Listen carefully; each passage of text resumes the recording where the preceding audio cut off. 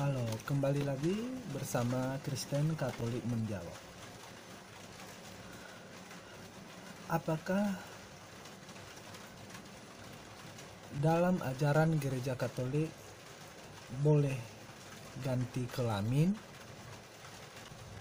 Nah, memang teman-teman ini diperlukan kebijaksanaan untuk menyikapi orang-orang yang melakukan transgender, seperti halnya orang-orang yang mempunyai kecenderungan homoseksual. Sebab gereja Katolik dalam menjalankan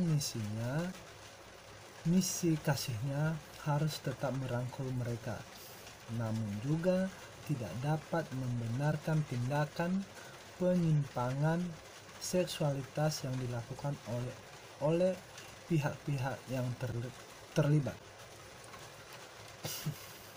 Kasih tidak dapat dan tidak boleh mengaburkan kebenaran. Ini salah satu pesan inti surat ensiklik Paus Benediktus yang terbaru. Maka, untuk menyikapi hal ini, memang diperlukan kebijaksanaan dari pihak otoritas gereja dan umat Katolik sekalian. Itulah sebabnya, misalnya di rumah-rumah sakit Katolik di Amerika dan semoga juga di Indonesia tidak memberikan fasilitas penggantian kelamin.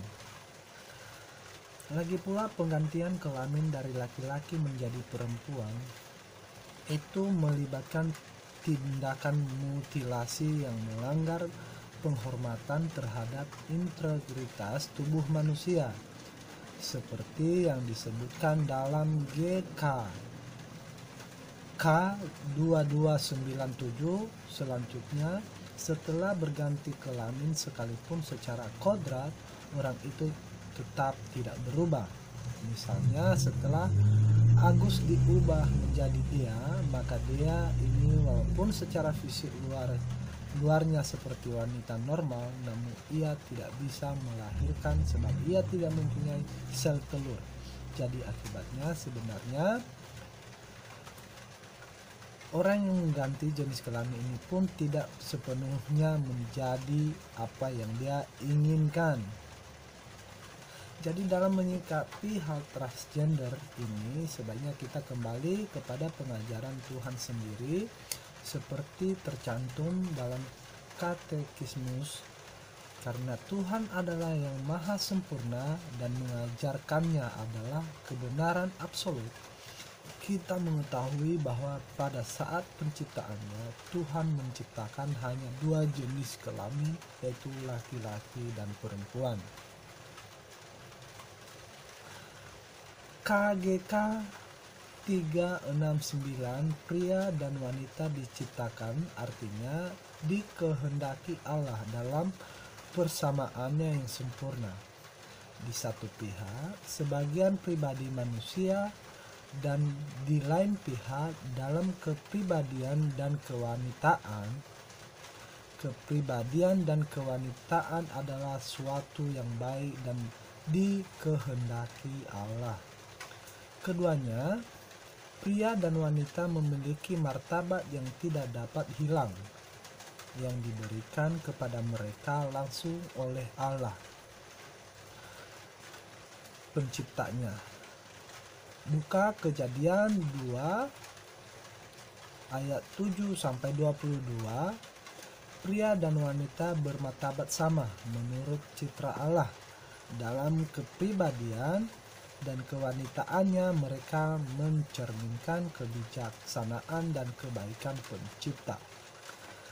KGK 2333, tiap manusia, apakah ia pria atau wanita, harus mengakui dan menerima seksualitas, perbedaan dan kesucian jasmani, moral dan rohani ditunjukkan kepada pernikahan dan pengembangan hidup kekeluargaan.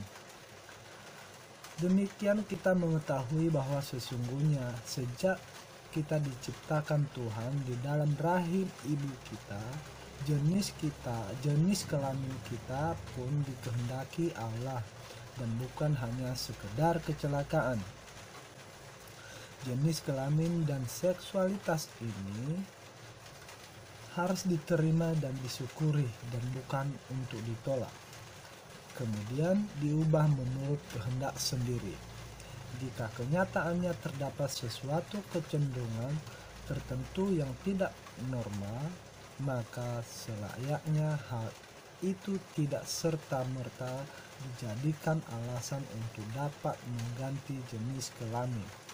Sebab dapat saja Tuhan mengizinkan hal itu terjadi sebagai salib yang harus dipikul orang itu demi pertumbuhan imannya. Jika orang-orang yang mengalami hal demikian dapat tepat menerima jenis kelaminnya dengan iman dan kasih kepada Tuhan, tetaplah percaya akan kebijaksanaan Tuhan, maka dapat dipastikan bahwa Tuhan akan memberikan rahmat yang cukup bagi mereka untuk bertumbuh dalam kekudusan yang memberikan kebahagiaan yang sejati bagi mereka.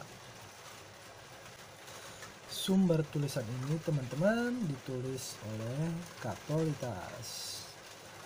Jadi kesimpulannya, kalau saya berpikir bahwa gereja tidak menerima atau tidak mengiyakan